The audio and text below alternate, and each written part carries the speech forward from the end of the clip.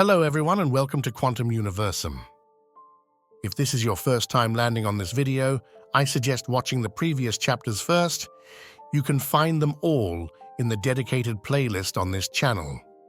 Each episode is a key step toward understanding and practicing this powerful path of awakening.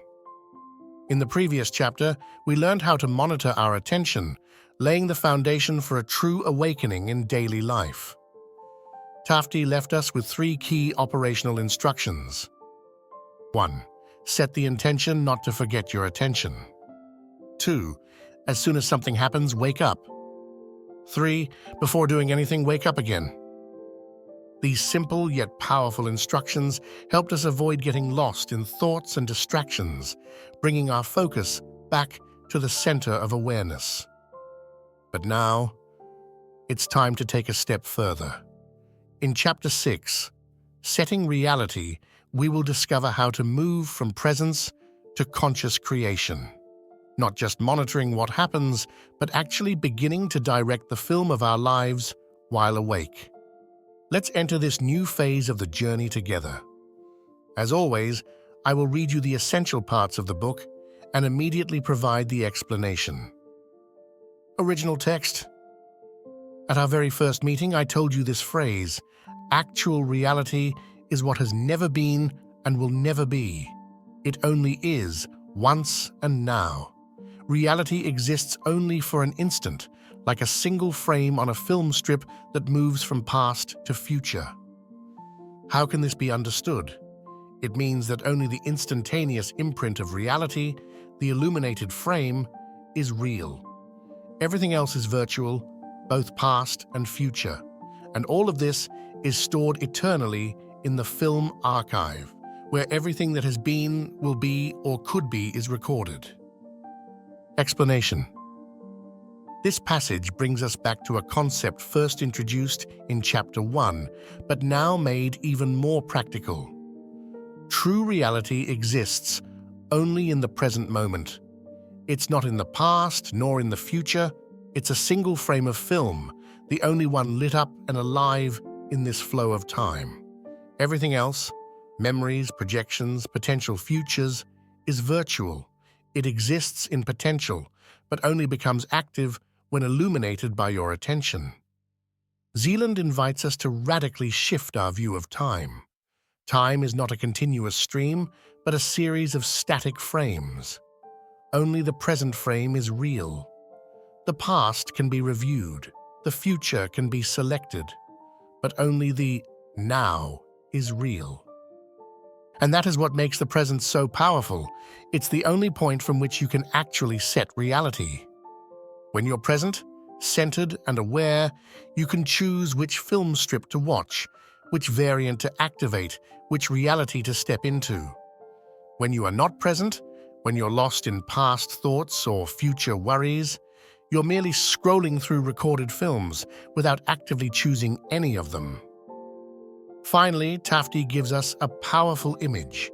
There is an eternal archive where everything is stored. Every possibility, every scene, every combination. And your attention, when centered in the now, is what determines which film becomes reality. Original text. The past and the future are information. Information is not material. It cannot be touched. But the carriers of information are material. They can be accessed. This is why clairvoyants are able to see images of the past and predict the future. Explanation. Here, Tafti invites us to shift our understanding of time once again. The past and the future don't exist physically. They exist as information. This information isn't tangible like an object, but it does exist, like data stored on a hard drive. And just like files on a computer, this information can be accessed when certain readers are used. That's what clairvoyants and psychics do. They don't invent or guess, they read existing informational fields, like opening a file that contains past events or previewing a scene that might unfold in the future. What they see is not guaranteed to happen. It's simply one variant recorded in the infinite archive of possibilities, So if you learn how to keep your attention centered, you too can begin to access this archive, not only to read past and future films, but to choose which one you want to activate next. Original text. The film archive truly exists, even though it is intangible, like the ether. The ethereal substance floats within the space of dreams. This space of dreams is one and the same, for both dreams and waking reality. While asleep, you may see what could have happened in the past or what may occur in the future, but whether it really happened or will ever happen is not a given. The variants are countless. Explanation. Here, Tafti confirms that the film archive of life truly exists, though not in a physical sense. It's composed of etheric information, an intangible substance that holds all possible events. This space, the space of dreams, is shared by both the dream world and waking life. In dreams, you're not merely imagining, you're accessing variants that are stored in this space. They may reflect possible pasts or potential futures, but none of them are fixed. The core truth here is, dreams and reality access the same multidimensional field. There are endless variants available. What you see in dreams is not fate, but potential. With this knowledge, you can learn to enter this space consciously, even when awake.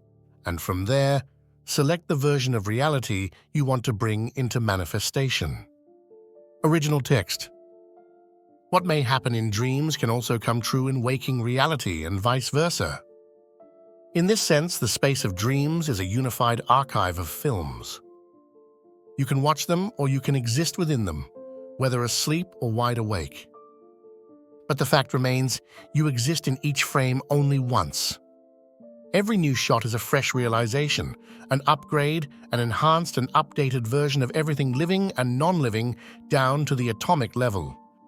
Explanation. Tafti deepens the idea of the film archive.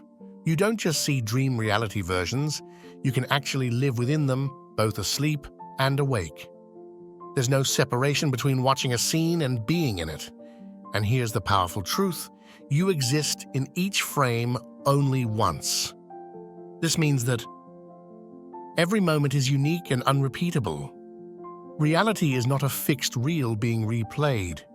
It's an ongoing creative process where each frame is an upgrade of all existence, from your body to the entire universe. Your presence, your consciousness, is what shapes which upgraded version of the next moment will become real. Original text. Only the souls of living beings remain unchanged. They are able to watch the dream films or move within them in waking reality, along with the frame. Therefore, your I is the same one that existed in the past, that soared in dreams, and that will appear in the future. Explanation. This is one of the most powerful spiritual keys in the entire chapter. Everything changes: the world, the body, the frames of reality. But your soul, your true I, remains constant. This I is the same in the past, travels through dreams, and will exist in the future too. It is the conscious witness who observes and traverses the ever-changing frames of reality, awake or asleep. It's your soul that holds the power to choose, move, and set the course of your experience. The world changes, scenes evolve, but your inner self remains the director. Original text. Our world exists in both animated and inanimate form. Life seeps into material reality, drop by drop. Reality is an inanimate substance. Life is animated. Life can influence the course of reality. Life can set reality. Explanation. Here, Tafti draws a fundamental distinction. Reality is neutral, mechanical, inert. Life, that is, consciousness, is dynamic, animated, creative. Reality by itself follows preset scripts, but when life, conscious presence, enters it, it becomes moldable. That's why Tafti says, life can set reality. It is only the living consciousness that can direct the next frame. You are that living force. You can influence the course of reality if you are awake. Original text. The final thesis, my little friends, is the most important thing you should understand. To set means to determine in which direction the frame will move, on which film strip. It's a possibility you have, but don't use, just like you don't use your ability to manage attention. Explanation. Here, Tafti speaks both tenderly and firmly. This is the core teaching of the chapter. To set reality means to choose in advance which film will continue playing. Every moment, every frame, has multiple possible directions. You, if conscious, can decide which one becomes reality. But most people don't even know they have this power. They don't manage their attention, and so they don't set their reality. This links directly to Chapter 5. First, you learn to observe attention. Now, you learn to direct reality. You already hold the steering wheel, you just have to use it. Original text. You must set reality in advance, prepare it, not fight against the reality already in progress.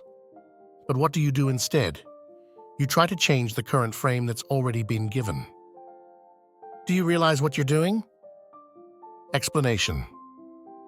This is one of the most striking truths Tafti offers. Most people react to reality rather than create it. By the time a scene appears in your life, it's already been projected. It's the result, not the source. And yet, people try to change what's already materialized instead of preparing the frame before it shows up. It's like trying to edit a movie while it's already playing on the screen rather than working on the film reel in the projection room. The key is anticipation, not reaction. The conscious self doesn't fight the scene, it sets what comes next. Tafti asks a powerful question here. Do you realize what you're doing? Because most of the time we don't. Original text. Let's repeat this once more. What is actual reality? It is something that never was and never will be, but only is, once and now. Actual reality exists only to the extent that it has already happened. You cannot change what has already been completed. Yet this is exactly what you focus on, because everything around you is what has already been completed. Explanation. Tafti emphasizes again the core principle. Real reality is only what exists now, and only once. By the time something appears before your eyes, a situation, an event, a result, it has already taken shape. It's a finished product, not a space for creation. And yet, most of us spend our energy trying to change what has already happened, what is already materialized. It's like arguing with a photo that's already printed, hoping to change the image without altering the camera or settings beforehand. True power lies not in reacting to what's been done, but in setting what is about to form. This is a radical shift. You don't transform your life by fighting the present, you transform it by preparing the next moment before it arrives. Original text. The present is not much different from the past. The past is already far behind, while the present exists only for a moment, and even with it, there is little you can do. When you are in the present moment, you are still in the past. Your attention remains stuck in the current frame. This illusion ends up trapping you and preventing you from entering the future. That is why the future does not depend on you. Tafti shatters a very common spiritual idea that being in the present is enough. But if your awareness is glued to what is already happening, you're still trapped in the past. The present, once visible, is already a past frame, a scene that's been illuminated. So focusing solely on it means you're not creating what comes next. Your attention becomes anchored, frozen in what's unfolding now, and you lose the power to influence the next frame. True creative power comes from being centered before the scene takes shape. If your awareness remains stuck in the current projection, then the future is simply a continuation of the past, not a conscious choice. Original text. You may believe you're taking conscious actions, making decisive moves, solving problems, achieving goals. But all of this exists within the current frame and in an unconscious state. That's why the script drags you along a film you didn't choose. And that's why, powerless and lost, you can do nothing but struggle. Explanation. Here, Tafti delivers one of the most uncomfortable truths. Even when we think we are being decisive or making choices, we are often still acting inside a frame that has already been set. We believe we're taking control, but in reality, we are reacting, not creating. We are being moved by the movie, not moving it. This illusion leads to frustration. We push, strive, react, but nothing truly shifts because we're not engaging with the source of creation. Unless you set the next frame, the current one has already made its choices for you. And that's why we feel stuck, restless, or trapped in a life that doesn't reflect our will. We are not the directors, just characters following an unconscious script. In this chapter, Tafti reveals the deepest secret of the book. We cannot change the reality we are currently living, but we can set the one we are about to live. The key points are: 1. Actual reality is only a single illuminated frame. It exists once, in the now. 2. Past and future are only information stored in the film archive, accessible but not yet alive. 3. Dreams and waking reality belong to the same space, the space of variance. 4. The only constant is the soul, moving through the frames as a witness and creator. 5. Reality is inanimate, life is animate. Only living consciousness can influence and set. 6. To set reality means to decide in advance which film the next frame will follow. 7. Reacting to the current reality is pointless because it has already occurred. 8. The true human error is mistaking reactive action for conscious will, when in fact it's just an automatic script. Now that we've truly understood what it means to set reality, we are ready to take the next step, learning how to consciously weave our future. In the next chapter, titled The Braid of Intention, Tafti will teach us the concrete technique for linking what we desire to the film we want to make real. If you want to continue this journey into creative consciousness, subscribe to the channel, turn on the notification bell, and get ready to truly become the director of your own life. In the meantime, I'm sending you a big hug. See you soon in the next video.